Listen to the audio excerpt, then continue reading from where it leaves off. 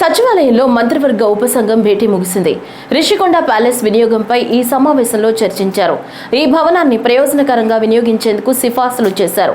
భేటీలో మంత్రులు పయ్యావుల కేశవ్, డిబివి స్వామి, కందుల దుర్గేష్ పాల్గొన్నారు. భవనం నిరుపయోగంగా ఉండటం వల్ల ఖర్చులు భరించాల్సి వస్తోందని మంత్రులు తెలిపారు. నెలకు 25 లక్షలు విద్యుత్ ఛార్జీలు, మెయింటెనెన్స్ ఖర్చులు పెట్టాల్సి వస్తోందని పేర్కొన్నారు. ఈ అంశంపై ప్రతిపాదనలు, సలహాలను పరిశీలించారు. ఆతిథ్య రంగానికి హోటల్ నిర్వహణ వంటి సలహాలపై చర్చించారు. ప్రజాభిప్రాయాలు కోరుతూ ప్రకటన ఇవ్వాలని నిర్ణయించారు.